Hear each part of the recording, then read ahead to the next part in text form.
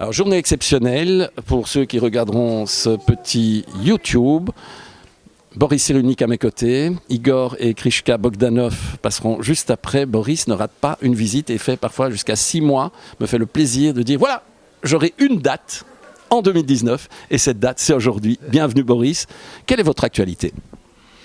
C'est la Coupe du Monde de football féminine qui est importante.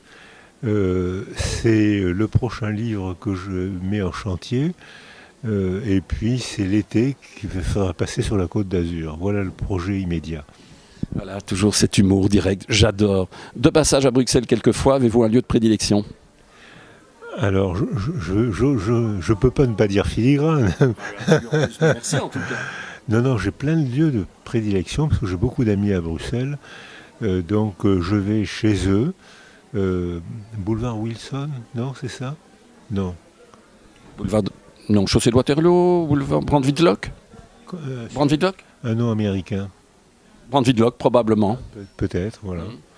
Et puis, je vais dans le vieux quartier dire bonjour aux peintres. Je vais dans le vieux quartier dire bonjour aux magasins qui vendent des vieux bijoux. Je couvre ma femme de vieux bijoux. Chaque fois que je viens à Bruxelles, ça me coûte une fortune. C'est un bonheur, c'est un bonheur. Alors, quelle est votre lecture du moment, Boris ? Je lis toujours une dizaine de livres en même temps. Qu'est-ce que je suis en train de lire actuellement ? Je suis en train de lire le compte-rendu de Pourquoi la guerre, qui a été fait par l'université de Limoges, non pas avec des politiciens, mais avec des psychologues et des sociologues. Et Pourquoi la guerre ? Je suis en train de lire je lis une dizaine de bouquins en même temps. Et parfois des romans ? Non.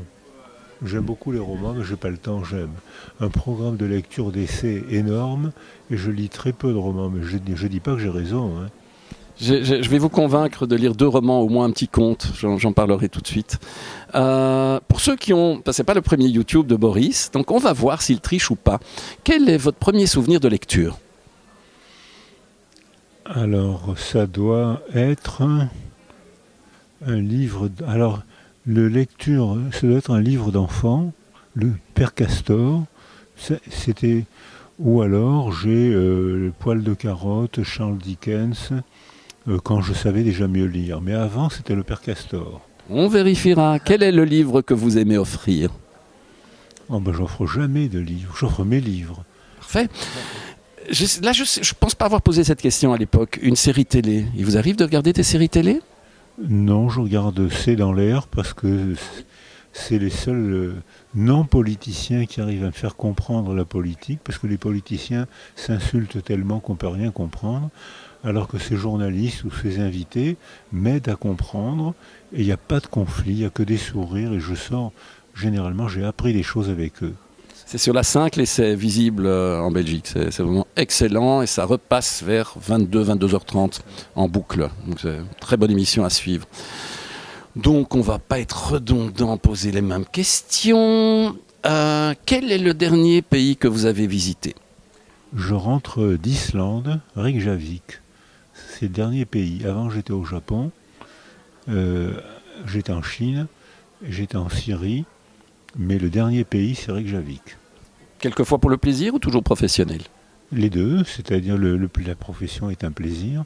Et quand je suis invité pour travailler à Reykjavik, je me suis échappé. Et j'ai visité le port, il y avait encore de la neige. C'était la semaine dernière. Il y avait encore de la neige, il faisait froid. Quel pays, mais les maisons étaient très belles. Il y avait un peu de soleil. C'est ce que j'ai demandé à cette période de l'année. Combien d'heures pour la nuit ? Oh, il n'y avait pas de nuit. C'est ça. Hein. Il y avait pas de nuit. Je me couchais vers minuit, 1h, il faisait jour. Et je me réveillais vers 5h, il faisait jour.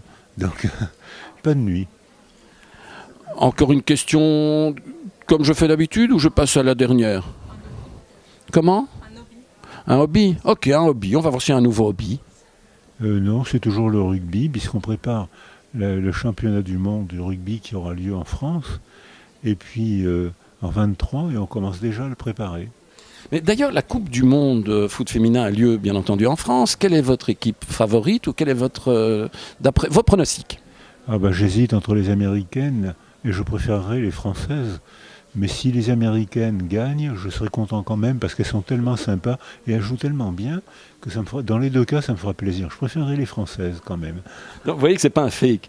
Ici, vraiment, la Coupe de monde du foot féminin, c'est assez énorme. On va pas parler de plus belles rencontres ou quoi que ce soit. On peut demander à Boris de regarder notre petit objectif, comme on lui a déjà demandé. Aujourd'hui, et non pas dans l'absolu, quel est le conseil que vous donneriez aux jeunes? Ne pas écouter les conseils.